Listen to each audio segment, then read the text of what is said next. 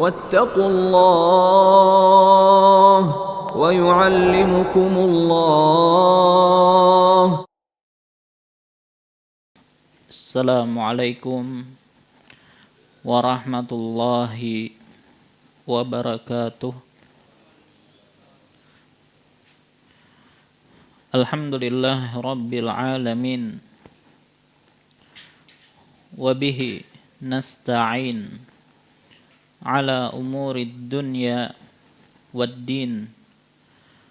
Wa ashhadu an la ilaha illallah wahdahu la syarika lah. Wa ashhadu anna Muhammadan abduhu wa rasuluh. Allahumma salli wa sallim wa barik ala nabiyina wa rasulina Muhammadin wa ala alihi wa ashabihi wa man tabi'ahum bi ihsanin ila yaumiddin. Amma ba'd. Fa ya ibadallah, kaum muslimin wal muslimat rahimani Allahu wa iyyakum.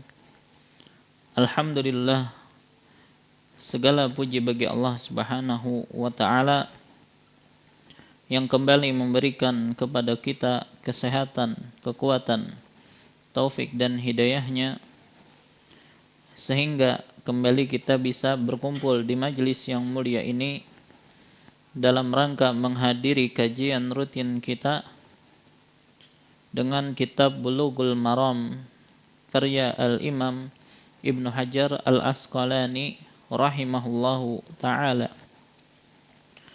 Salawat serta salam tidak lupa kita sampaikan kepada junjungan kita Nabi besar Muhammad sallallahu alaihi wasallam, kepada keluarga beliau, para sahabat beliau, dan orang-orang yang istiqomah di atas jalan beliau ila yaumil qiyamah. Insyaallah pada kesempatan malam hari ini kembali kita akan lanjutkan pelajaran kita, masih membahas tentang kitabuz zakah, yang mana pada malam hari ini kita akan membahas tentang zakatul fitr atau zakat fitrah kita. Baik, jadi kita membahas malam ini insyaallah tentang zakatul fitr atau zakat fitrah. Nah, untuk pembahasan zakatul fitr ya, kita akan bagi beberapa pembahasan. Pembahasan yang pertama adalah berkaitan tentang penamaan. Zakat ini ya memiliki beberapa nama. Setidaknya ada 3 nama. Yang pertama disebut dengan zakatul fitri.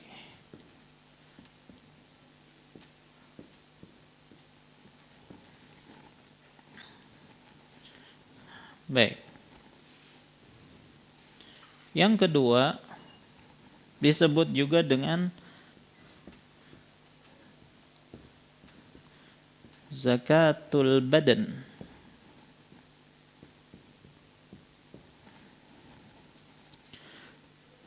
Yang ketiga disebut juga dengan zakat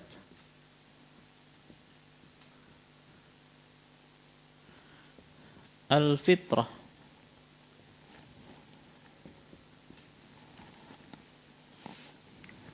Baik.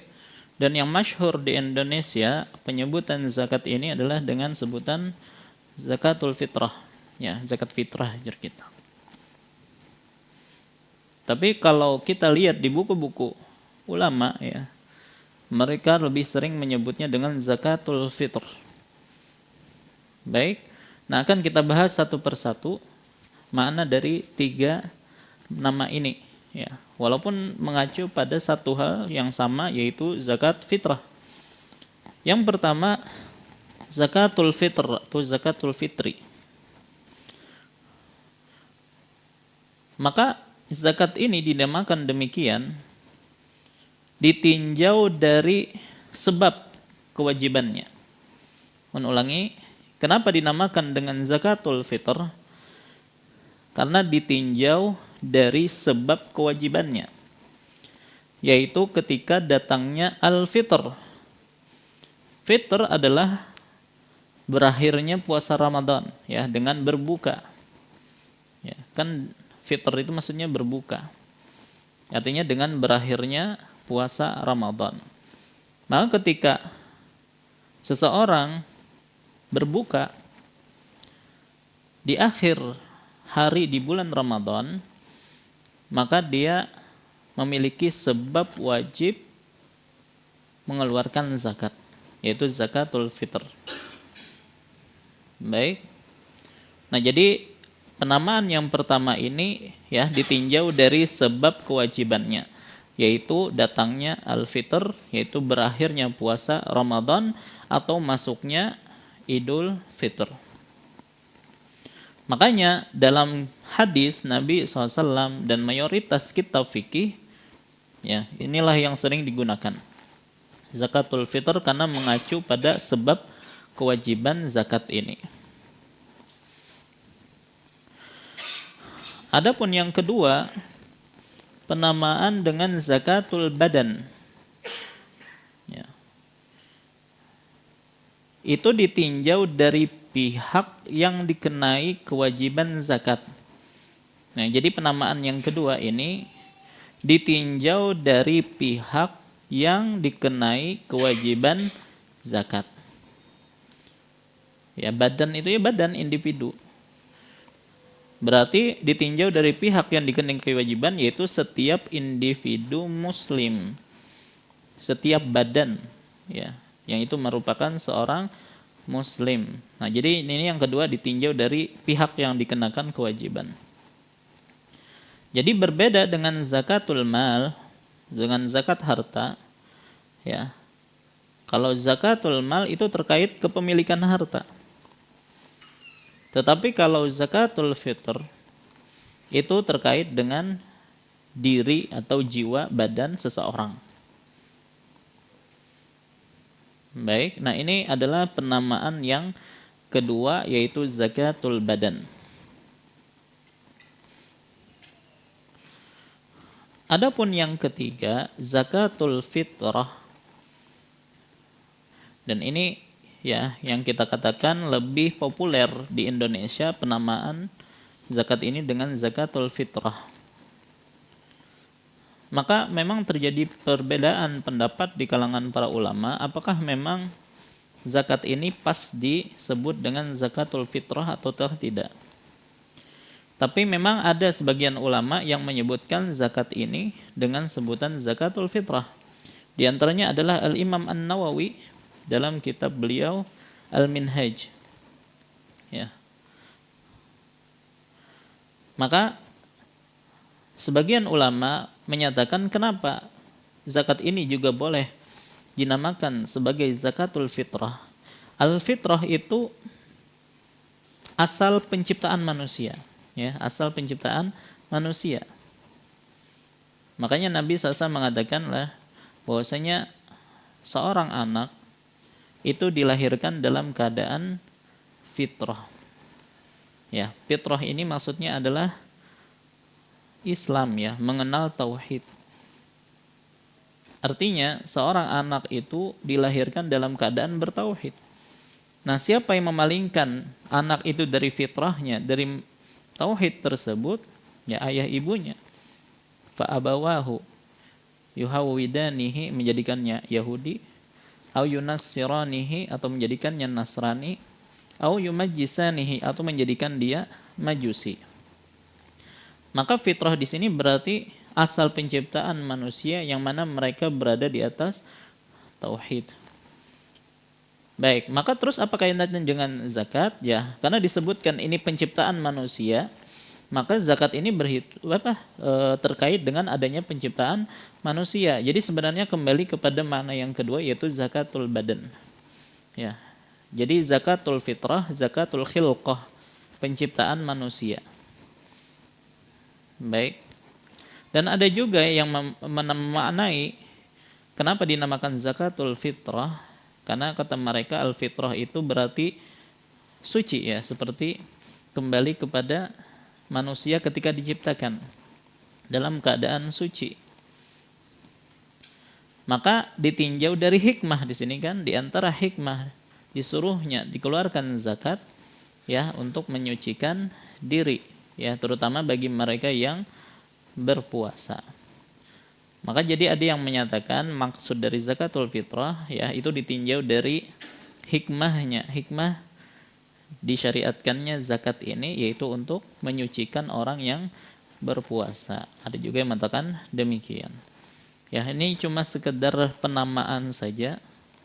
Ya, jadi silahkan mau disebut dengan zakatul fitr atau zakatul fitrah, silahkan ya. Pembahasan berikutnya tentang hukum dan dalilnya. Baik, berkaitan masalah hukumnya, silahkan buka hadis pertama bab sadaqatul fitr, zakatul fitrah. Ya. Itu nomor 649 hadis pertama dalam bab sadaqatul fitr atau bab zakat fitrah. Zakat fitrah hukumnya wajib bagi setiap muslim. Zakat fitrah hukumnya wajib bagi setiap muslim. Dalilnya adalah hadis pertama Ali bin Umar radhiyallahu anhuma qala farada Rasulullah sallallahu alaihi wasallam zakatal fitr sa'an min tamrin aw sa'an min sya'irin 'alal 'abdi wal hurri wadh-dhakari wal untha was-saghiri wal kabiri minal muslimina wa amara biha an tu'adda qabla khurujin nasi ila sholati muttafaqun alaih. Dari Ibnu Umar radhiyallahu anhuma dia berkata, Rasulullah sallallahu alaihi wasallam mewajibkan zakat fitrah sebanyak 1 sa', 4 mud kurma atau 1 sa' syair atau gandum bagi budak, orang merdeka, laki-laki, wanita, anak kecil dan orang dewasa dari kalangan kaum muslimin. Dan beliau memerintahkan zakat tersebut ditunaikan sebelum orang-orang keluar ke tempat salat. Muttafaqun alaih. Maka dari sini kita mengetahui bahwasanya zakat fitrah itu hukumnya wajib, fard. Ya. Dan ini berlaku baik merdeka atau budak, baik laki-laki ataupun wanita, baik dewasa ataupun anak kecil. Semuanya diwajibkan mengeluarkan zakatul fitr. Baik. Dan ini kita sebutkan disebabkan karena zakatul fitr itu adalah zakatul badan tadi. Ya, jadi setiap jiwa muslim itu dikeluarkan zakatnya. Baik. Pembahasan berikutnya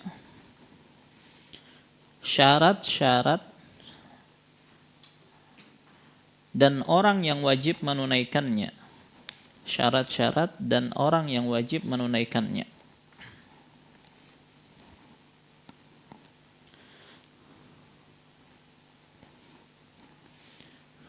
Baik, tadi kita sebutkan zakat fitrah itu wajib ditunaikan oleh setiap muslim.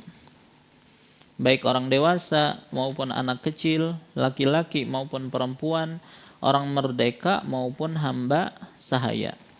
Berdasarkan hadis Ibnu Umar radhiyallahu anhuma yang telah kita sebutkan tadi. Bagaimana dengan janin yang ada di kandungan ibunya? Maka pernyataan ulama menyatakan bahwasanya untuk janin yang sudah ditiupkan roh padanya, berapa umurnya? 4 bulan atau 120 hari. Ya, maka sebagian ulama atau ulama menyatakan bahwasanya mereka menyatakan dianjurkan, disunnahkan atau mustahab untuk mengeluarkan zakat fitrahnya. Ya, tidak sampai wajib tapi disunnahkan. Jadi ketika misalnya istri kita hamil, ya sudah lebih dari 4 bulan, ya ketika kita mau mengeluarkan zakat fitrah, dianjurkan juga, disunnahkan juga untuk mengeluarkan zakat fitrah untuk janin. Baik, walaupun dia belum lahir, tapi yang jelas sudah ditiupkan roh. Adapun kalau sebelum ditiupkannya roh, maka itu tidak dianjurkan. Karena belum jadi jiwa, ya, belum jadi jiwa. Baik, cuman tidak dikatakan wajib karena memang tidak ada dalil yang mewajibkannya. Nah, adapun dikatakan sunnah karena ini adalah perbuatan salaf dahulu, diantaranya adalah perbuatan Utsman bin Affan radhiyallahu an. Yang mana Utsman bin Affan salah satu dari Khulafaur Rasyidin yang kita juga disyariatkan untuk mengikuti sunnah mereka. Ya, fa'alaikum bisunnati wa sunnatil khulafa'ir rasyidin al-mahdiyyin. Ya, berpeganglah pada sunnahku dan sunnah khulafa ar-rasyidin. Nah, maka sahabat yang lain pun juga mereka mengeluarkan zakat fitr untuk janin. Tapi kita katakan tadi hukumnya hanya sunnah dan tidak sampai wajib. Baik. Nah, seseorang wajib mengeluarkan zakat fitrah baik untuk dirinya sendiri maupun untuk orang-orang yang wajib ia nafkahi. Ulangi, seseorang wajib mengeluarkan zakat fitrah baik untuk dirinya sendiri maupun orang-orang yang wajib ia nafkahi. Baik, dan wajib nafkah itu dikarenakan 3 sebab lah, ya. Wajib nafkah itu disebabkan karena 3 sebab.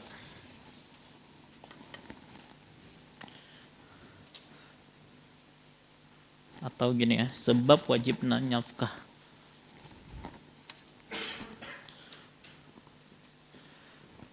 Sebab wajibnya nafkah.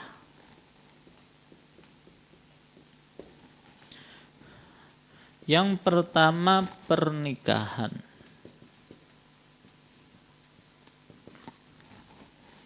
Baik, siapa yang wajib dinafkahi disebabkan karena pernikahan? Istri, ya.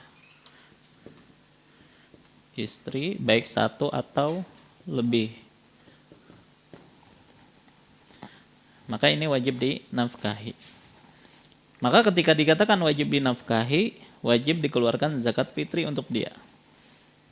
Baik. Yang kedua, karena nasab. Sebab yang kedua adalah nasab. Siapa yang wajib dinafkahi karena nasab? Anak. Anak-anak, ya. Atau anak aja, ya. Dikira nanti anak-anak kecil gitu. Anak, ibu, ayah, ya. Tentunya ketika mereka sudah tidak mampu lagi dan kita mampu. Baik. Nah, jadi ini ketika kita punya anak, punya ibu dan ayah yang sudah tidak mampu bekerja, sementara kita sudah mampu, maka kita wajib menafkahi mereka. Maka dalam hal ini kita juga wajib mengeluarkan zakat fitrah untuk mereka. Baik. Yang ketiga. Apa sebab ketiga kira-kira? Kepemilikan.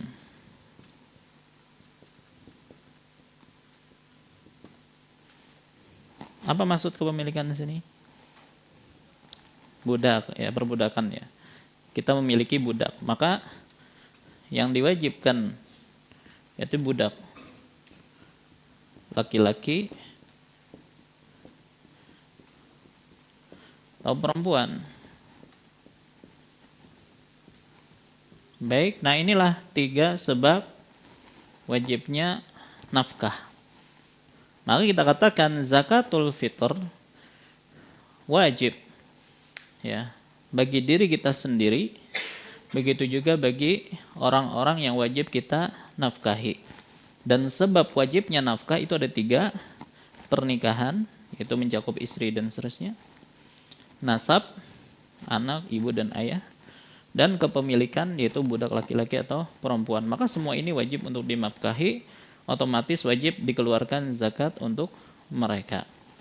Baik. Nabi SAW bersabda, "Laisa fil abdi sadaqatun illa sadaqatul fitr." Rawahu Muslim. Tidak ada kewajiban sedekah atau zakat pada seorang hamba sahaya selain zakatul fitr. Ya, cuma itu aja yang wajib bagi hamba. Baik. Mungkin ada yang bertanya, ya.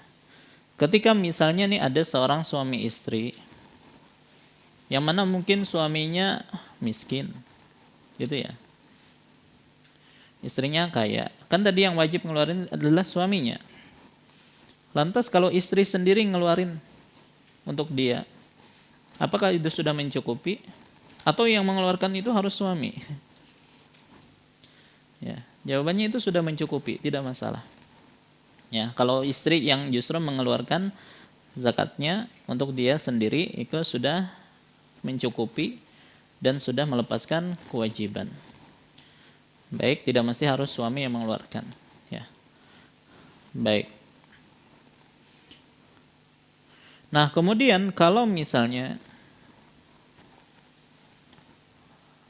harta zakat yang ada, ya, atau beras yang ada untuk dikeluarkan zakatul fitr itu terbatas, ya, dan tidak bisa memenuhi semua orang-orang yang wajib dia nafkahi. Maka urutannya bagaimana? Maka para ulama menjelaskan urutan mengeluarkan zakat kalau zakat fitrahnya terbatas. Kita hanya memiliki satu dulu nih, satu so'annya nih, atau 2 so' untuk kita dan satu lagi. Maka siapa yang lebih diutamakan dari mereka ini? Maka para ulama menjelaskan yang pertama adalah istri yang lebih utama untuk dikeluarkan zakatnya. Sudah?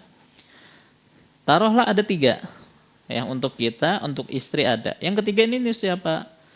Ya, maka mereka menyatakan untuk budak dulu, hamba sahaya. Jadi istri, budak atau hamba sahaya. Baik, masih ada satu lagi. Berikutnya adalah ibu dulu. Masih ada satu lagi untuk ayah. Jadi urutannya gimana nih? Istri, budak, ibu, ayah, baru setelah itu apa? Anak-anak. Baik, anaknya banyak nih. Siapa yang harus diutamakan? Anaknya dewasa kah? Laki-laki kah? Maka dalam hal ini, ya, anak itu memiliki kedudukan yang sama. Maka kalau kita ingin mengeluarkan zakatnya dan hanya satu misalnya yang mampu kita keluarkan, maka diundi di antara mereka. Siapa yang lebih berhak dikeluarkan zakatnya? Karena kedudukan anak dalam hal ini sama, tidak dibedakan baik dewasa, anak-anak, laki-laki ataupun perempuan. Dan ini adalah metode dalam agama kita untuk menentukan siapa yang lebih berhak, padahal mereka memiliki posisi yang sama, yaitu dengan undian. Kalau undian untuk judi haram, ya.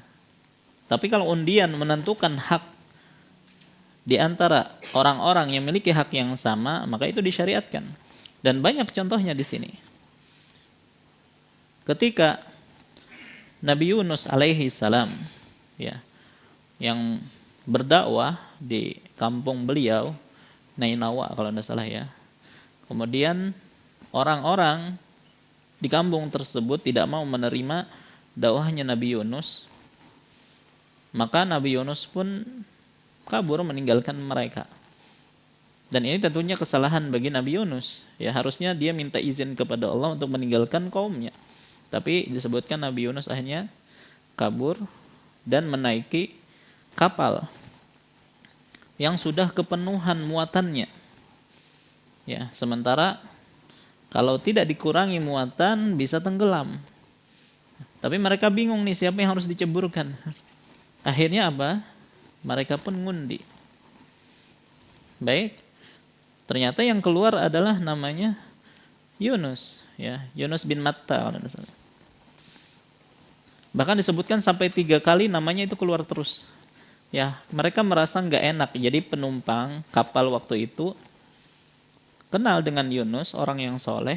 Ketika namanya keluar, mereka undi ulang. Ini nggak enak, masa ya orang soleh ini dilemparkan kan gitu ya. Ternyata yang kedua keluar lagi nama beliau. Diundi lagi, keluar lagi nama beliau yang ketiga. Akhirnya Yunus sendiri sadar, ya, memang inilah kehendak Allah. Ya, akhirnya beliau pun menceburkan diri ke laut. Nah, pada saat itulah beliau dimakan ya. Masuk ke dalam, ditelan ya, ditelan bukan dimakan ya. Ditelan oleh ikan paus. Baik, nah intinya ya kita tahu nanti Allah menolong beliau. Baik, tapi yang jadi perhatian di sini adalah mereka melakukan undian, siapa yang diceburkan gitu kan.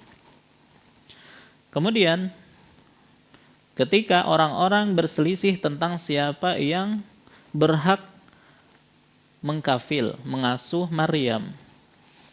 Ya. Allah Subhanahu wa taala berfirman dalam surah Al-Imran kalau salah ya. Wa ma kunta ladaihim.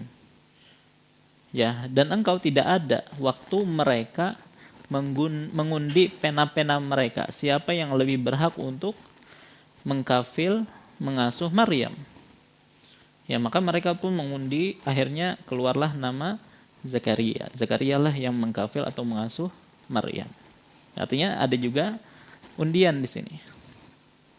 Begitu juga sabda Nabi sallallahu alaihi wasallam, "Lau ya'lamun nas ma fin nida wa saffil awwal." Kalau manusia itu mengetahui pahala yang Allah sediakan bagi mereka yang azan atau yang berada di saf pertama, kemudian mereka tidak mendapatkan hal itu kecuali harus mengundi, misalnya mereka akan mengundi. Nah, maka ini semuanya menunjukkan bahwasanya dianjurkannya untuk melakukan undian untuk menentukan siapa yang lebih berhak ya dari orang-orang yang memiliki hak yang sama. Makanya Nabi SAW ketika beliau bersafar, istri beliau ada berapa waktu itu? Banyak ya, ada 9 mungkin. Ketika beliau ingin safar, maka beliau undi dulu antara istri-istrinya. Siapa yang keluar itulah yang bersafar bersama Nabi SAW. Ya. Kalau kita nggak perlu diundi istri, cuma satu-satunya. Nggak perlu undian ya. Paling undi ajak atau enggak gitu kan ya. Baik. Nah, dalam hal ini sama tadi ya. Jadi ketika anak-anak ada beberapa orang sementara hanya cuma satu sok saja yang tersedia, maka diundi di antara mereka. Baik. Nah, sebagaimana yang dijelaskan sebelumnya, bahwasanya zakat fitrah adalah zakat badan dan bukan zakat harta. Makanya anak kecil atau budak tetap wajib dikeluarkan zakat untuk mereka.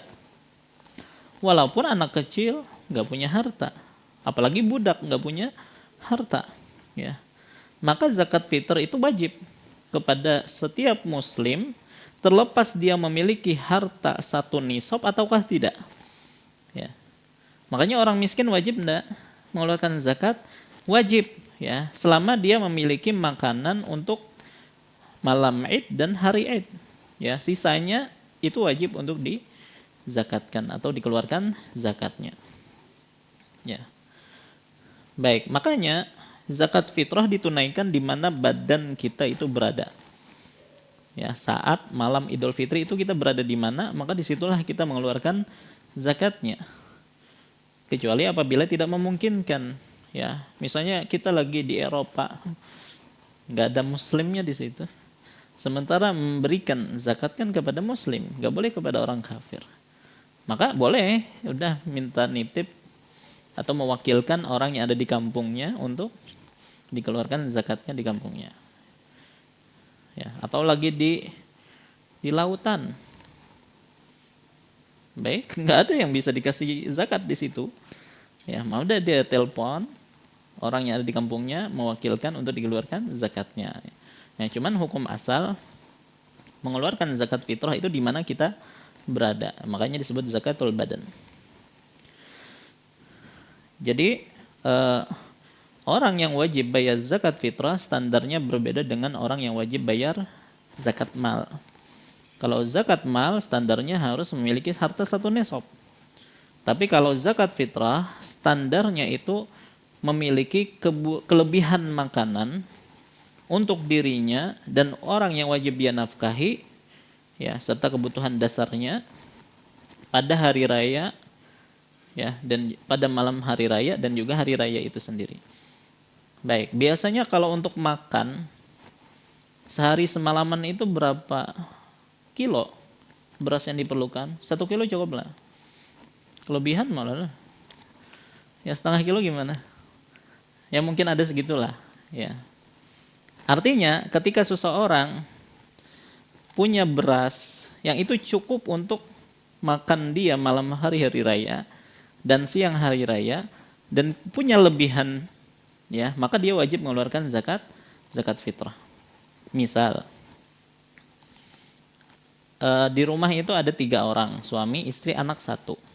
Sudah? Dan dia punya simpanan stok beras cuma 10 kilo. Sudah? Wajib dia mengeluarkan zakat fitrah? Wajib, ya. Karena 1 kilo aja mungkin sudah cukup itu untuk sehari semalam. Maka wajib dia keluarkan untuk 3 orang, berarti 9 kilo. Ya, 9 kilo dikeluarkan, tinggal 1 kilo. Wah, kasihannya. Ya, kita tahu, ya, kita zakat kepada dia. Atau panitia zakat tahu nih orang ini yang seperti ini, sudah kasih sekarung aja nanti zakat fitrah untuk dia. Ya, artinya dia keluarkan sekian kilo, dia dapatkan lebih daripada itu. Nah, yang seperti ini harus diperhatikan nih, terutama bagi panitia zakat. Artinya walaupun dia hanya memiliki sisa 1 kilo, tetap wajib bagi dia untuk mengeluarkan zakat karena dia memiliki kelebihan kebutuhan untuk untuk malam hari raya dan juga siang hari raya. Baik. Maka dari sini kita bisa simpulkan bahwasanya zakat fitrah diwajibkan kalau memiliki 2 syarat. Kalau memenuhi 2 syarat. Ulangi, jadi kesimpulannya zakat fitrah diwajibkan kalau seseorang memiliki 2 syarat.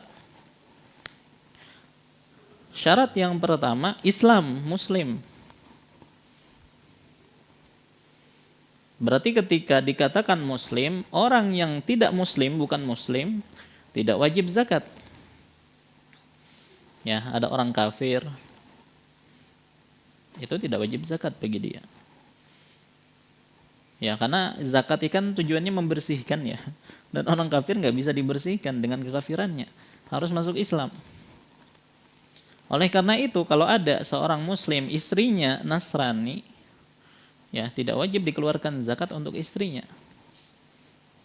Atau dia memiliki budak, tapi budaknya kafir misalnya, maka juga tidak wajib untuk dikeluarkan zakatnya. Yang kedua, syaratnya adalah memiliki kelebihan makanan,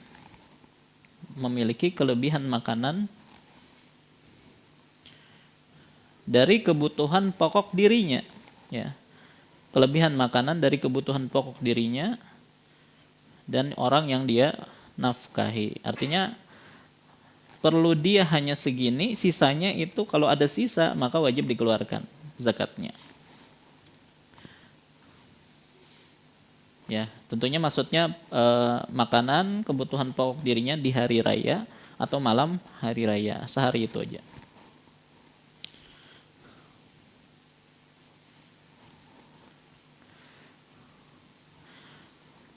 Berarti di sini kita tahu orang miskin pun wajib bayar zakat.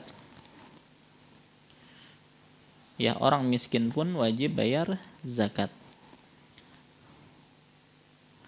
Dan bisa jadi seseorang yang dia merupakan pemberi zakat, di waktu yang sama dia juga orang yang berhak menerima zakat. Ulangi. Jadi bisa jadi pada suatu waktu seseorang bisa menjadi pemberi zakat, namun di waktu yang sama dia juga orang yang berhak menerima zakat. Ya. Makanya nanti kita akan sebutkan keanehan dalam zakat fitrah ya, anomali zakat fitrah. Baik, insya Allah di belakang nanti. Nah, muncul pertanyaan di sini. Misalnya tadi seseorang punya atau tiga keluarga ya, dia hanya punya misalnya 7 kilo beras. 7 kilo beras sementara 3 orang. Sementara kalau kita ingin keluarkan zakatnya kan harusnya 9 ya. Maka yang jelas ini apakah wajib dikeluarkan zakatnya? Otomatis kan kalau misalnya kebutuhan dia 1 kilo misalnya. Ya, sementara tidak kita sebutnya 7 kilo. 6 kilonya apakah wajib dikeluarkan atau enggak? Ya, wajib dikeluarkan. Walaupun tidak mencukupi semuanya. Berarti untuk 2 orang cukup ya. Untuk dia sendiri dengan istrinya. Baik, tinggal 1 kilo. 1 kilo itu enggak sampai 1 sok. Apakah 1 kilo ini dikeluarkan juga? Ya, jawabannya tetap dikeluarkan. Ya, atau misalnya seorang sisa makanan yang tersisa cuma kurang dari 1 sok, dia sendirian. Ya, sisa makanan yang ada kurang dari 1 sok. Apakah yang kurang dari 1 sok ini tetap dikeluarkan ataukah tidak? Jawabannya tetap dikeluarkan. Karena Allah Subhanahu wa taala berfirman, "Fattaqullaha mastata'tum." Bertakwalah kalian kepada Allah sesuai kemampuan kalian. Dan para ulama menyebutkan ini mirip seperti orang yang dia cuma punya air sedikit. Artinya kalau dia gunakan air tersebut untuk wudu cuma wajahnya saja yang terbasuh misalnya atau tangannya saja. Nah, apakah dia gunakan untuk berwudu ataukah langsung tayammum? Nah, sebagian ulama menyatakan gunakan air tersebut untuk wudu, mungkin wajahnya saja atau tangannya saja. Selebihnya dia bertayamum saja. Ya, untuk menutupi yang lainnya. Ya, jadi setelah dia wudu yang semampunya tadi kan wajahnya aja, tangannya aja. Setelah itu dia bertayamum. Ya, bukan maksudnya tanah gitu. Jadi enggak ada air lagi nih. Hanya tanah di kepala. Kemudian enggak, tayamum biasa ya, untuk menutupi kekurangan pada tayamumnya tadi. Tayamum biasa aja. Ada yang mengatakan enggak usah berwudu, langsung tayamum saja. Ada yang mengatakan enggak, wudunya tadi sudah cukup, enggak perlu tayamum. Cuman hati-hatinya tadi gabungkan dua-duanya, gunakan air yang ada, habis airnya, kemudian kita bertayamum. Itu yang lebih hati-hati. Wallahu a'lam. Baik. Kemudian yang berikutnya, pembahasan berikutnya, apa hikmah diwajibkannya zakatul fitr? Apa hikmah diwajibkannya zakatul fitr? Kita akan sebutkan 3 hikmah disyariatkannya zakatul fitr. Yang pertama adalah menyucikan orang yang berpuasa. Menyucikan orang yang berpuasa dari perbuatan sia-sia, ya. Menyucikan orang yang berpuasa dari perbuatan sia-sia. Ketika dia berpuasa, mungkin dia melakukan hal sia-sia. Bahkan dia mungkin melakukan dosa. Baik, seseorang yang berdosa ketika puasa, apakah puasanya batal? Ya, jawabannya enggak. Mungkin ketika dia puasa, dia main medsos, hanya terlihat wanita yang tidak menutup aurat, itu dosa. Dan bisa mengurangi pahala puasanya. Ya, maka untuk mensucikan hal tersebut ya diantaranya adalah adanya syariat zakatul fitr. Baik. Ya, atau mungkin ketika puasa dia berkata-kata kotor. Ya, maka cara menyucikan hal tersebut adalah dengan cara mengeluarkan zakatul fitr. Baik, ini adalah hikmah yang pertama. Yang kedua, di antara hikmah disyariatkannya zakatul fitr yaitu mencukupkan para fakir miskin. Memberi kecukupan kepada fakir miskin agar tidak minta-minta pada hari raya. Memberi kecukupan pada fakir miskin agar tidak meminta-minta pada hari raya.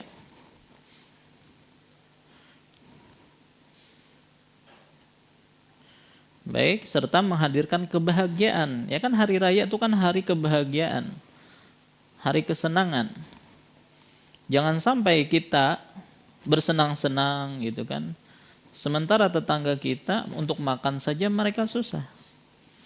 Ya, makanya ada syariat zakatul fitr supaya mereka juga bisa makan-makan pada hari tersebut. Dan kalau bisa ya, kalau kita memiliki kelebihan harta, melihat tetangga kita yang mungkin hampir nggak pernah beli baju baru ketika hari raya, ya, maka setidaknya kita memberikan kebahagiaan kepada mereka dengan memberikan baju, ya, baju baru, terutama untuk anak-anaknya, kan mereka senang, dan memasukkan kegembiraan kepada hati seorang muslim, itu pahalanya besar. Baik, nah cuman di antara yang dianjurkan di sini adalah memberikan zakat al-fitr. Ya.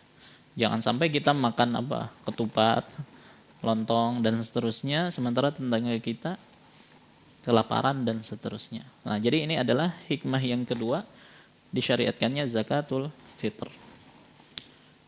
Dalil akan dua hikmah ini disebutkan dalam hadis terakhir ya, 652.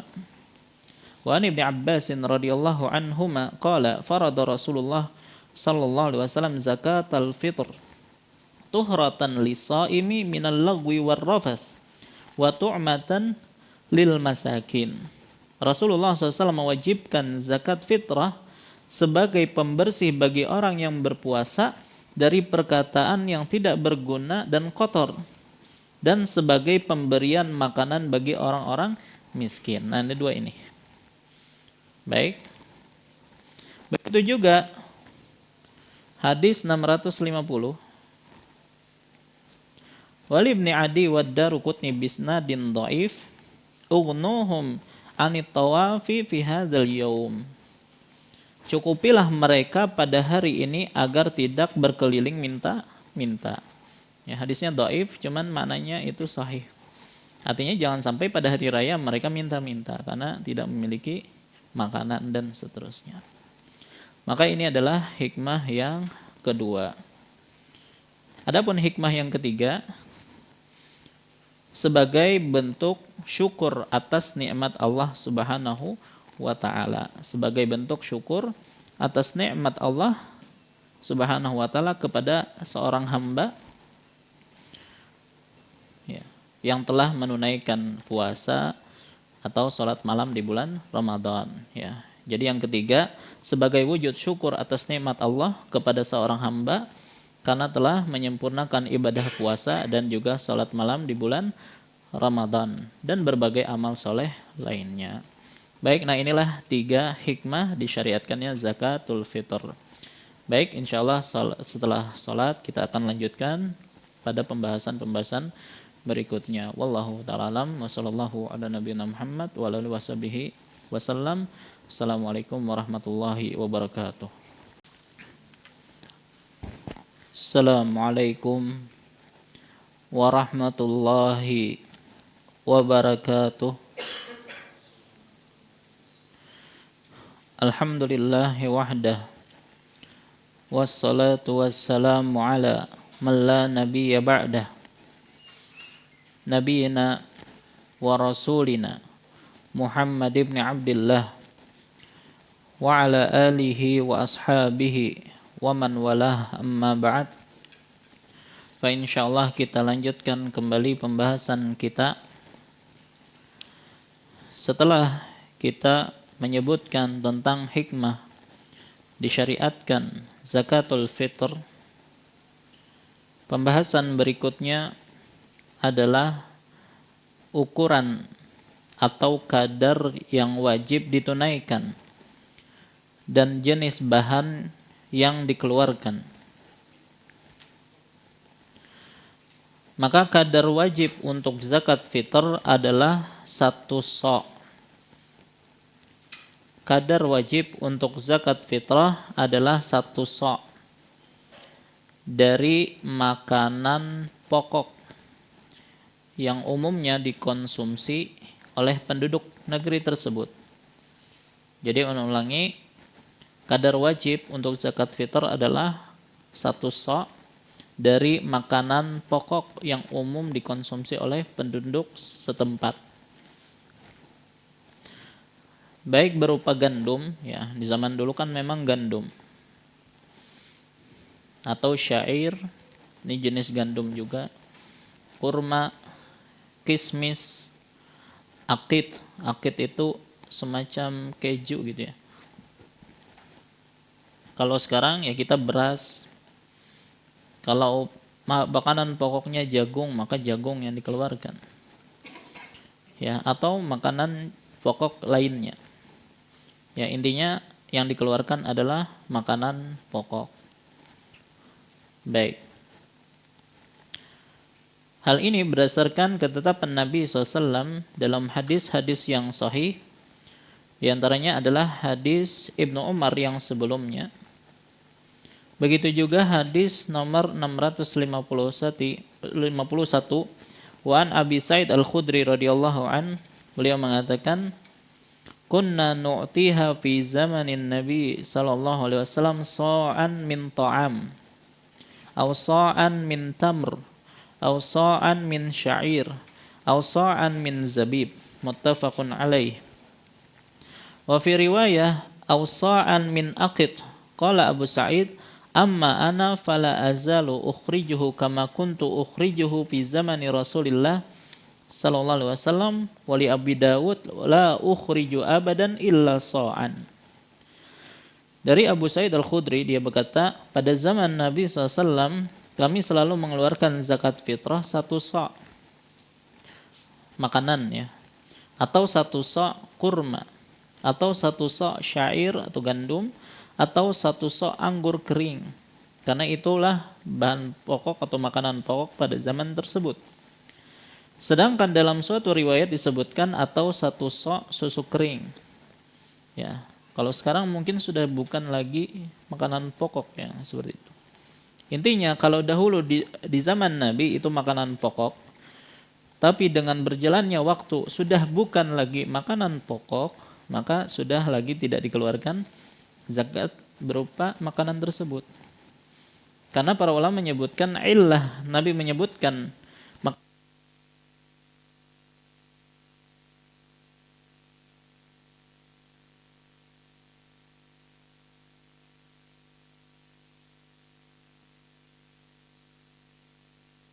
tes. Baik, kita ulangi. Tadi kita sebutkan, ya, dalam hadis tadi berbagai macam makanan gitu ya. Yang mana memang pada zaman tersebut itu dijadikan makanan pokok. Kalau seiring waktu makanan-makanan tersebut itu bukan lagi makanan pokok, maka jangan dikeluarkan zakatul fitr dalam bentuk itu, ya. Karena illah, ya, penyebutan nama-nama makanan tadi karena itu sebagai makanan pokok. Apalagi kalau kita melihat tujuan utama atau hikmah disyariatkannya zakatul fitr agar orang-orang miskin juga bisa makan pada hari raya. Ya, kalau ternyata bukan makanan pokok lagi, ya tidak dikatakan memberikan makanan kepada mereka. Makanya disebutkan ta'aman di sini, ya, makanan. Kemudian kata Abu Sa'id, adapun saya masih tetap mengeluarkan zakat fitrah seperti yang aku keluarkan pada zaman Rasulullah SAW. Dan dalam riwayat Abu Daud disebutkan, aku selamanya tidak mengeluarkan kecuali 1 sa'. Intinya ukurannya adalah 1 sa' dari makanan pokok. Kalau kurang dari 1 sa', sementara dia memiliki, ya, makanan pokok lebih dari 1 sa' atau 1 sa' atau lebih, ternyata yang dikeluarkan kurang dari 1 sa', maka tidak sah zakatnya. Kecuali sisanya cuma kurang dari 1 sa', ya nggak apa-apa. Ya, tapi kalau dia memiliki 1 sa' atau lebih, maka wajib dikeluarkan 1 sa'. Bagaimana kalau lebih? Sengaja kita mengeluarkan lebih, ya. Misalnya anggaplah 3 kilo ya. Kita keluarkan 5 kilo, boleh enggak? Ya. Maka jawabannya boleh. Karena berkaitan tentang masalah memberikan tabarru ya kepada orang lain, ya itu tidak mengapa dilebihkan dari ketetapan. Ya. Walaupun sebagian ulama memakruhkannya, tapi yang benar tidak makruh karena ini bentuknya adalah memberi makan orang lain. Jadi boleh walaupun lebih daripada satu sok, dan itu dinilai sebagai sedekah. Baik. Jadi kalau 1 sok itu kewajibannya, kurang dari 1 sok tidak boleh, kecuali kalau memang harta dia yang sisanya cuma kurang dari 1 sok. Adapun kalau lebih, maka pendapat yang lebih tepat adalah diperbolehkan. Wallahu alam. Nah, sekarang 1 sok itu adalah ukuran volume, ya. Takaran, bukan timbangan. Dan ukuran takaran sok yang berlaku di zaman Nabi SAW adalah sok yang digunakan oleh masyarakat Madinah, yang mana setara dengan 4 mud. Adapun 1 mud itu kan dahulu ukurannya adalah 1 cakupan penuh 2 telapak tangan. Yaitu 1 mud orang dewasa tentunya. Maka dengan demikian 1 sok itu sama 4 kali cakupan tangan orang dewasa. Ya. Nah, karena sok itu adalah ukuran takaran atau volume, umumnya ukuran ini sulit untuk dikonversi ke ukuran berat. Ya, karena besaran berat 1 sok masing-masing benda itu kan berbeda-beda. Tergantung berat jenis benda yang ditakar. 1 sok tepung itu tidak sama beratnya dengan 1 sok beras. Kan gitu ya. Oleh karena itu harusnya atau idealnya mengeluarkan zakat fitrah itu dalam bentuk takaran dan bukan timbangan. Harusnya seperti itu.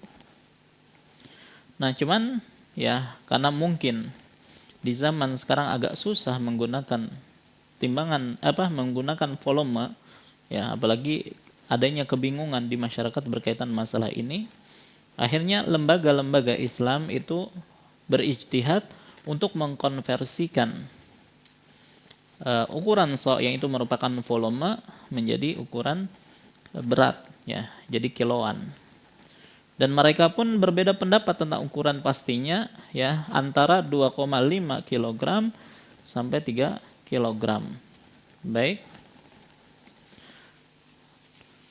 Nah, oleh karena itu sebagian ulama menyatakan, ya, kalaupun ada yang mengeluarkan zakat fitrah 2,5 kg, ya, atau 2,5 kg, maka insya Allah sudah memenuhi kewajibannya. Karena memang sebagian mengkonversikannya 2,5 kg. Ya, walaupun kalau mau hati-hati lebih daripada itu, dan yang maksimalnya itu adalah 3 kilo. Kalau 3 kilo sudah aman insya Allah. Sudah dijamin dia sudah mengeluarkan 1 sok. Adapun 2,5, ya, mungkin masih ada keraguan-raguan di situ. Walaupun kalau ada yang mengeluarkan 2,5 tadi tetap sah insya Allah. Cuman untuk ketenangan hati, ya, lebih daripada itu, ya, dan sampai 3 kilo itu insya Allah sudah sangat aman. Ya. Dan ada kemungkinan 3 kilo itu memang lebih daripada 1 sok. Jadi setidaknya kita juga bersedekah ketika kita mengeluarkan 3 kilo. Baik. Nah, ulun sudah coba cari-cari tentang lembaga-lembaga yang berusaha mengkonversi, ya, hasil riset Basnas dan berbagai ormas Islam. Mereka menyatakan berat beras 1 sok itu kalau dikonversi sekitar 2,5 sampai 2,7 kg. Dan 1 beras dengan beras yang lain itu pun, ya, itu bisa berbeda. Tergantung kadar air, ya, istilahnya kadar air yang ada pada beras tersebut. Ya. Kan gini ya, satu sok kurma jelas berbeda dengan satu sok beras. Makanya susah untuk mengkonversi ke berat. Ya, makanya kalau kita lihat, loh kok ini beda ukurannya ya dengan yang ini, yaitu tergantung dari benda yang ditakar atau yang ditimbang ya, atau jenis-jenisnya yang berbeda, itu juga bisa mempengaruhi beratnya. Ya, tapi kalau untuk beras amannya tadi keluarkan 3 kilo. Baik. Kemudian bolehkah mengeluarkan zakat fitrah dalam bentuk uang? Mungkin dia berpikir, ya kalau beras orang miskin banyak berasnya, apalagi para petani mungkin ya. Mereka sudah kelebihan beras. Yang lebih mereka butuhkan sekarang adalah uang ya. Misalnya dia berpikir demikian, akhirnya sudah saya akan mengeluarkan zakat fitrah hanya dalam bentuk uang. Bolehkah hal demikian? Maka jumhur ulama menyatakan tidak sah mengeluarkan zakat fitrah dalam bentuk nilai uang. Ya, jadi nominal harga beras misalnya langsung diuangkan saja. Tidak perlu beli beras terus diserahkan kepada fakir miskin. Langsung uangnya saja. Maka jumhur ulama menyatakan ini tidak sah. Karena menyelisihi apa yang diperintahkan oleh Rasulullah Shallallahu Alaihi Wasallam. Ya, dan di zaman Nabi itu sudah ada uang, ya, di dinar, dirham. Tapi tetap Nabi SAW menyuruhnya dalam bentuk makanan pokok. Artinya kalau alasannya, mungkin ini lebih dibutuhkan oleh masyarakat, maka ilah ini juga bisa jadi ada di zaman Nabi Shallallahu Alaihi Wasallam. Ya, tapi Nabi tetap menyuruhnya agar dikeluarkan dalam bentuk makanan pokok. Maka ini menunjukkan bahwasanya yang betul, yang namanya zakat fitrah itu harus dikeluarkan dalam bentuk makanan pokok dan tidak boleh dalam bentuk uang. Kalau mau dalam bentuk uang, jangan dijadikan sebagai zakat fitrah, sebagai sedekah ya silakan. Ya, atau diambil dari zakat mal, bukan zakatul fitr. Zakatul fitr sudah jelas aturannya harus dikeluarkan dalam bentuk makanan pokok. Ya. Tapi bisa jadi solusi kalau kita misalnya menyerahkan uang ke panitia, ya, biar panitia kita jadikan wakil untuk membelikan beras, yaitu silahkan. Yang mana sampainya ke fakir miskin dalam bentuk beras, maka itu tidak mengapa, insya Allah. Ya, kali aja misalnya ada yang jauh susah beli berasnya nih, sudah langsung titip uang ke panitia, tolong berikan ini beras. Kemudian berasnya diserahkan kepada fakir miskin. Maka ini wallahu alam diperbolehkan. Baik. Berarti di sini kita menjadikan orang lain sebagai wakil kita, wakil untuk memberikan beras kepada fakir miskin. Dan boleh juga seseorang itu fakir miskin menjadikan orang lain sebagai wakil dia untuk menerima. Ya. Mungkin orang fakir miskin ini sedang safar. Kita ingin memberikan zakat fitrah kepada orang fakir miskin ini. Kita telepon dia, ya, di mana nih? Oh, lagi safar. Wah, padahal saya ingin lagi ngasih zakat fitr. Ya, maka orang miskin ini mungkin menunjuk siapa gitu kan sebagai wakilnya untuk menerima zakat fitr, maka itu silahkan boleh. Ya, bahkan ada yang mengatakan ya kita sendiri itu boleh dijadikan wakil untuk menerima zakat yang akan kita berikan. Kita telepon dulu orang miskin tadi. Kemudian, nih aku punya zakat fitrah untukmu. Gak boleh hanya sampai situ. Maka kata orang miskin tadi, nah ana lagi di luar kota. Ana jadikan antum sebagai wakil ana untuk menerima zakat fitrah antum. Ya, nah sebagian ulama menyatakan boleh demikian. Artinya, kalaupun misalnya fakir ini pulang dari safarnya setelah hari raya, ya maka sudah dianggap kita sudah memberikan zakat itu di waktunya, bukan setelah hari raya. Ya, jadi intinya boleh seseorang menjadikan wakil sebagai pemberi, boleh juga penerima ya menjadikan seorang untuk jadi wakil untuk menerima zakat tersebut. Baik. Kemudian Kapankah waktu wajib ya untuk mengeluarkannya? Kapankah waktu wajib mengeluarkan zakat fitrah?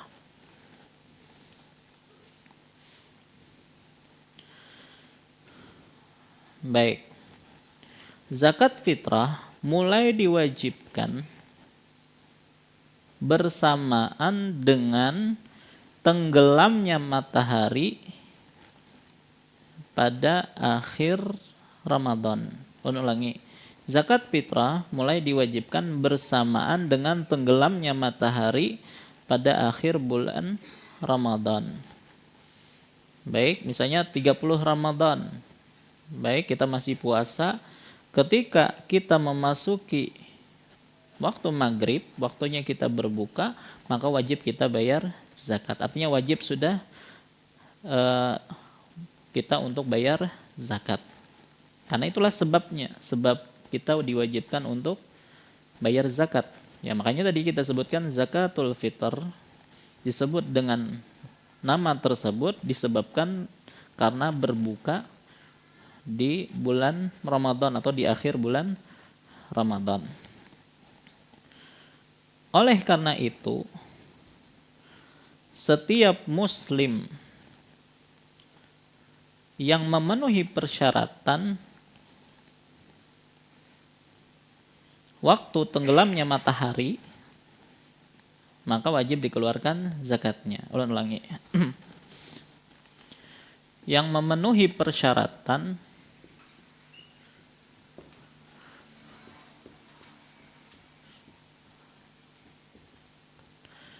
ketika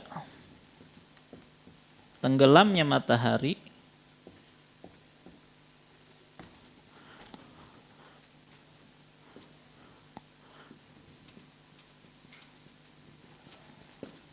di akhir bulan Ramadan,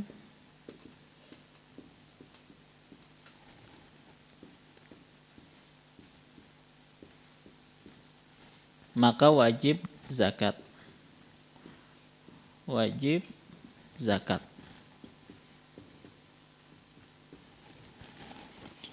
Apa syaratnya tadi? Muslim, ya.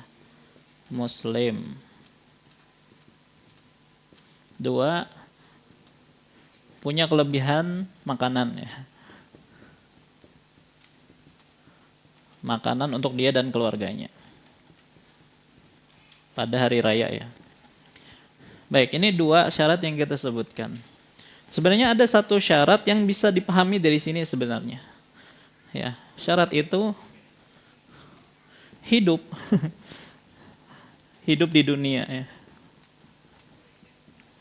Ya, ini tidak kita sebutkan karena memang dipahami. Ya, nggak mungkin kita katakan seorang muslim punya kelebihan makanan wong dia meninggal, ya. Jadi bisa dipahami sebenarnya hidup di dunia. Kenapa Anda sebutkan ini nanti akan kita pahami dari contoh-contoh berikut. Baik. Maka di sini ada beberapa contoh kasus, ya. Bayi lahir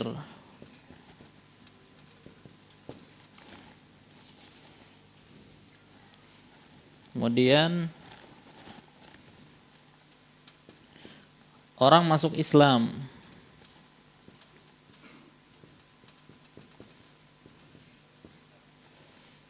kemudian yang ketiga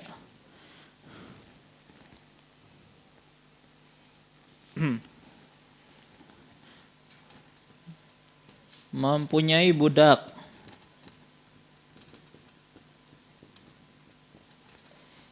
yang keempat menikah,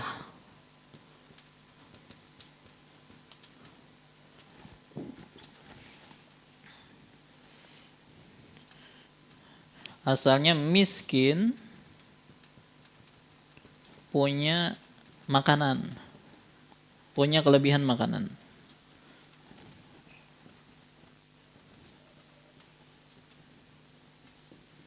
Baik. Ketika bayi lahir, atau seseorang masuk Islam, atau mempunyai budak, atau menikah, atau miskin yang awalnya nggak punya kelebihan makanan, malah punya kelebihan makanan sebelum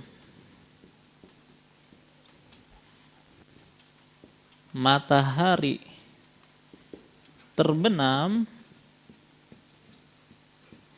Paham gak maksudnya nih? Baik ia lahir sebelum matahari terbenam, di akhir Ramadan, maka wajib dizakati.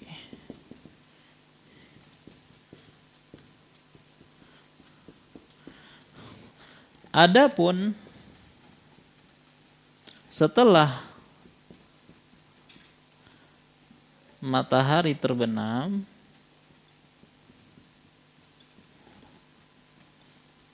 maka tidak wajib dizakati.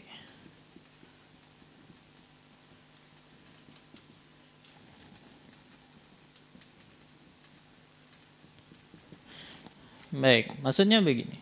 Setiap bayi lahir sebelum matahari terbenam di akhir Ramadan, maka wajib dizakati. Ya, jadi sebelum maghrib lahiran nih, maka anak ini sudah lahir ke dunia, terpenuhi syaratnya, dia muslim. Anak-anak itu kan muslim dihukumi ya. Dan orang tuanya punya kelebihan makanan di sini, maka wajib dizakati atas anak ini. Karena dia melalui sebab wajibnya zakat fitrah, yaitu terbenamnya matahari di akhir bulan Ramadan. Tapi kalau lahirannya setelah maghrib, ya malam hari rayanya nih baru lahiran, kadang menemui tenggelamnya matahari, maka dia tidak wajib dizakati, tidak wajib dikeluarkan zakatnya. Ya, karena sebab wajibnya itu adalah dengan melalui terbenamnya matahari di akhir bulan Ramadan. Begitu juga orang masuk Islam. Masuk Islam sebelum maghrib, ya, jam 5 sore dia masuk Islam di akhir Ramadan. Ya, maka dalam hal ini wajib dia dikeluarkan zakatnya karena dia sudah jadi muslim dan menemui tenggelamnya matahari.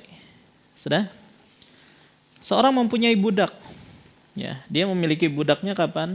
Sebelum maghrib di akhir Ramadan. Maka dia wajib untuk mengeluarkan zakat untuk budak ini. Si tuannya ini. Atau dia menikah, ya, menikahnya di akhir Ramadan. Sudah jadi istri, maka wajib mengeluarkan zakat untuk istrinya ini. Sudah? Miskin punya kelebihan makanan sebelum maghrib. Ya, jadi ada orang yang bayar zakat fitrahnya lebih dulu. Ya, jadi seakan boleh nanti 2 hari atau 1 hari sebelum hari raya itu sudah boleh. Maksudnya banyak orang ngasih zakat fitrah untuk dia. Asalnya nggak punya apa-apa, malah kaya dia. Kaya makanan maksudnya. Maka wajib bagi dia untuk bayar zakat. Baik, nah adapun kalau setelah itu, setelah terbenamnya matahari, malam hari raya hanya muncul sebab-sebab ini. Bayi lahir Isya misalnya, bayi lahir setelah maghrib, maka tidak wajib dikeluarkan zakat untuk bayi ini. Orang masuk Islam habis maghrib, ya malam hari raya dia masuk Islam. Ya, dengar takbiran sudah nih, wah tertarik untuk masuk Islam. Maka tidak wajib dikeluarkan zakat untuk dia. Atau punya budaknya setelah maghrib tadi, sudah lewat. Atau menikah malam hari raya. Maka ini kada wajib dikeluarkan zakat untuk istrinya. Artinya dia tidak wajib menanggung zakat fitrah untuk istrinya. Karena belum jadi istri pada waktu itu. Ya, kemudian miskin tadi, ya, kayaknya baru setelah maghrib, ya, maka dalam hal ini dia tidak wajib untuk mengeluarkan zakat fitrah. Baik. Nah, jadi ini adalah 5 golongan ya, yang itu sebelum matahari. Baik. Sekarang kebalikannya. Sini ya. Orang meninggal.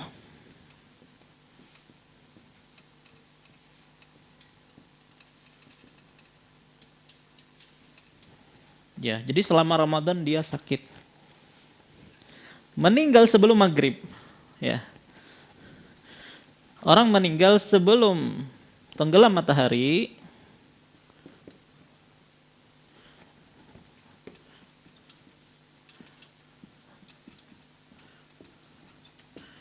maka wajib zakat atau enggak? Maka tidak wajib zakat karena dia belum menemui sebab wajibnya. Ini kebalikan anak yang lahir ya. Zakat. Adapun kalau sesudahnya ba'da maghrib malam hari raya meninggal, maka wajib dizakati. Maka wajib zakat.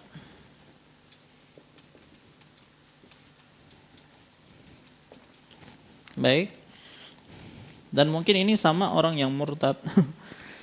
Ya, maka tidak wajib lagi di zakati. Kalau kebalikan dari ini, ya maka ini kasusnya seperti orang meninggal. Wallahu a'lam. Kemudian waktu mengeluarkan zakat. Kalau ini kan sebab. Sekarang kita bahas tentang waktu.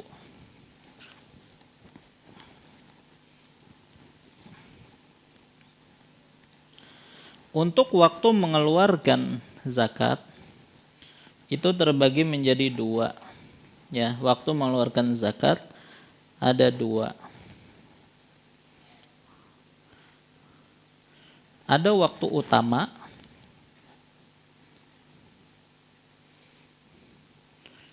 dan waktu boleh.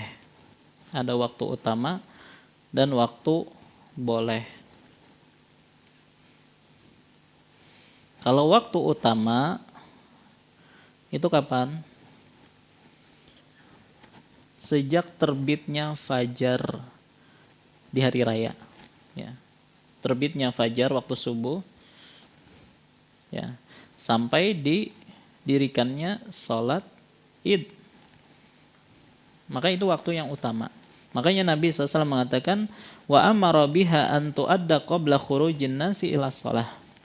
Dan beliau memerintahkan agar zakat tersebut ditunaikan sebelum orang-orang keluar menuju sholat. Ya, artinya sudah waktu subuh sebelum diadakannya sholat id, itulah waktu yang paling utama mengeluarkan zakat fitrah.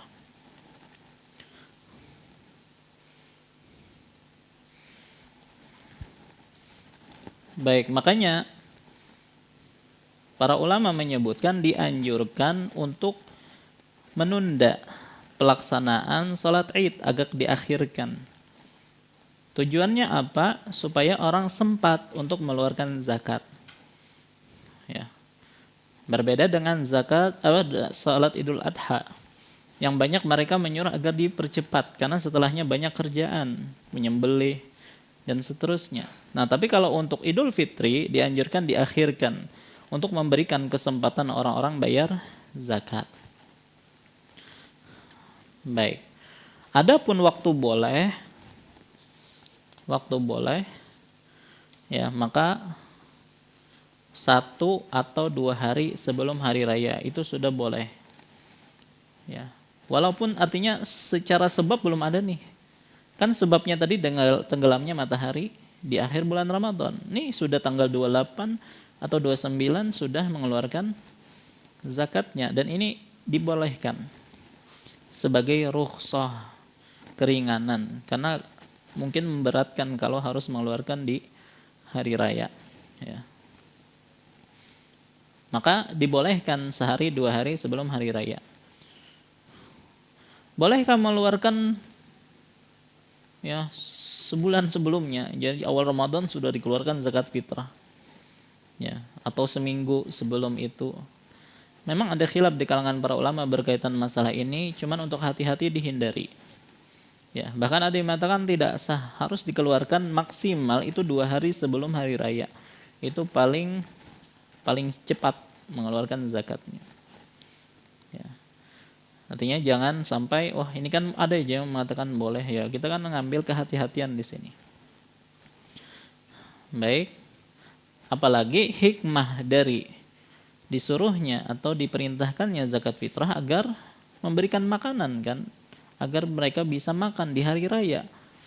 Ya, kalau diberikan Satu Ramadan, udah habis mereka pakai untuk buka puasa dan seterusnya. Jadi hikmahnya jadi tidak terpenuhi di sini. Ya, maka wallahu alam ya, yang lebih kuat tidak boleh mengeluarkan zakat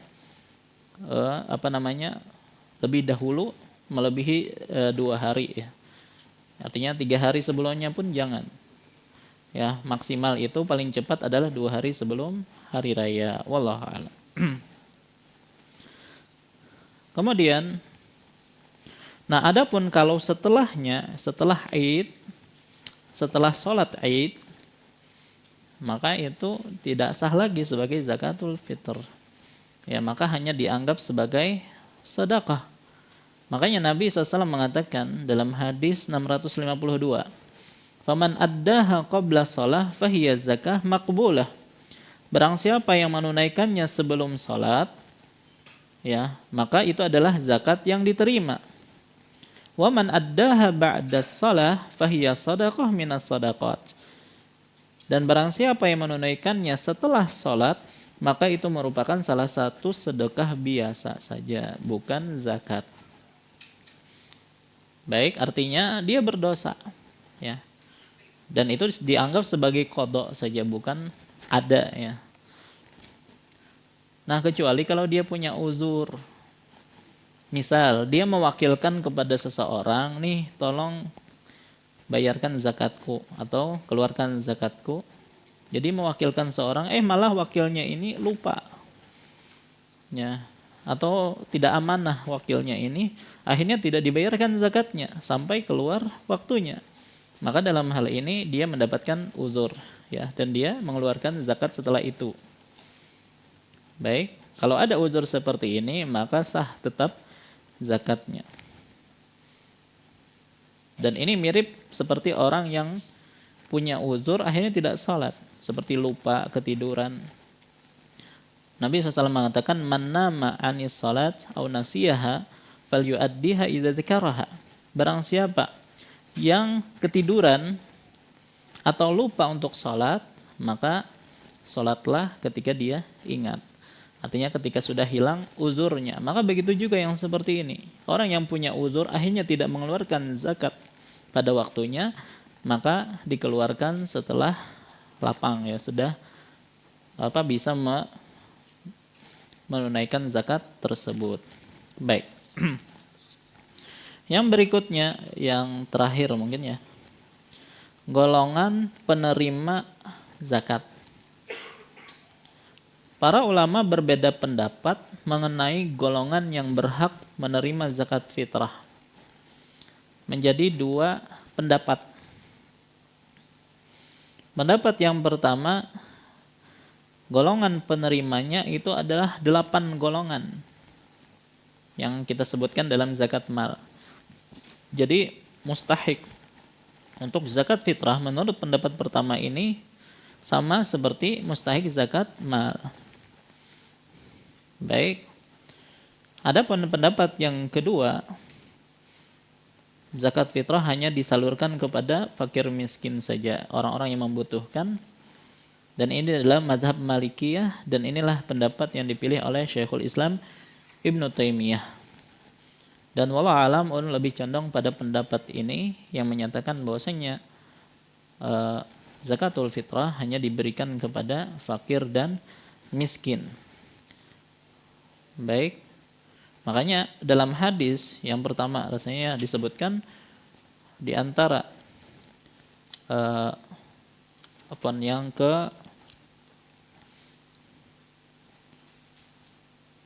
yang keempat, ya, hadis terakhir disebutkan, kata Nabi SAW, zakatul fitri tuhratun lis-shaim minal lagwi war rafsi wa tu'matan lil masakin.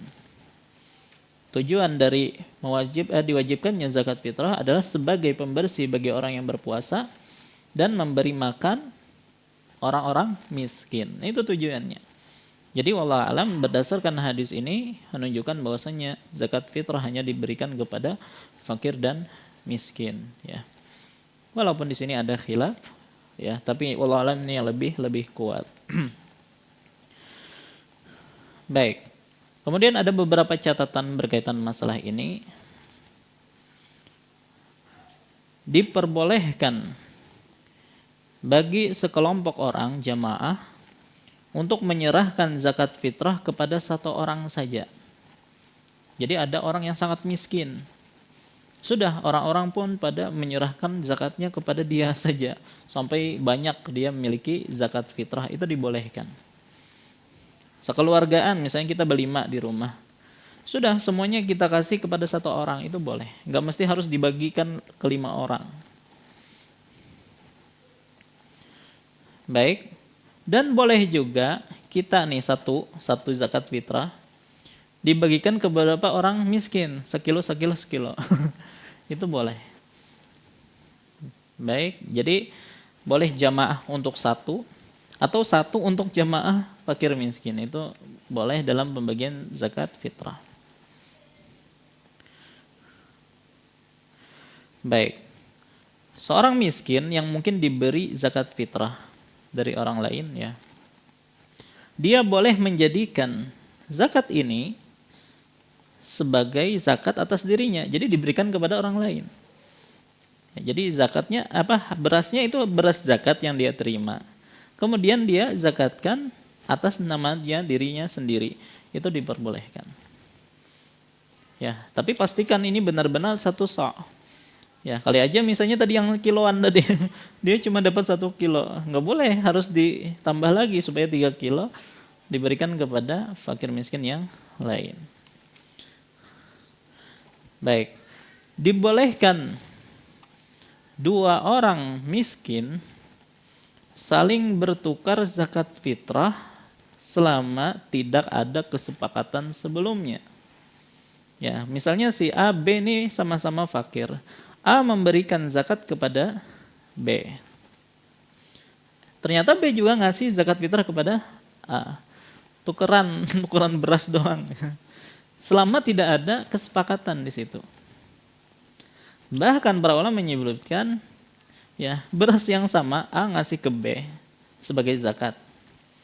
Kemudian B ngasih zakat yang sama ke A. Jadi balik beras saja. Ya, dan ini diperbolehkan selama memang tidak ada kesepakatan sebelumnya. Tapi kalau ada kesepakatan sebelumnya nggak boleh. Ya, kita tukaran zakat fitrah. Ya nggak boleh kalau ada kesepakatan seperti itu. Baik, nah inilah keanehan dari zakat fitrah. Ya, karena memang intinya itu adalah zakatul badan tadi. Ya, dia mengeluarkan zakat atas badannya dia. Nah, itulah ya berkaitan tentang zakatul fitr. Baik. Dengan ini selesai pembahasan kita tentang zakatul fitr. Insyaallah pada pertemuan yang akan datang kita akan bahas tentang, dan pembahasan terakhir insyaallah tentang zakat tatawwu atau sedekah tatawwu. Baik, insyaallah akan kita bahas pada pertemuan yang akan datang. Wallahu ta'ala alam wa sallallahu ala nabiyyi Muhammad wa alihi wasallam. Subhanakallahumma bihamdika asyhadu an la ilaha illa anta astaghfiruka wa atubu ilaik. Assalamualaikum warahmatullahi wabarakatuh.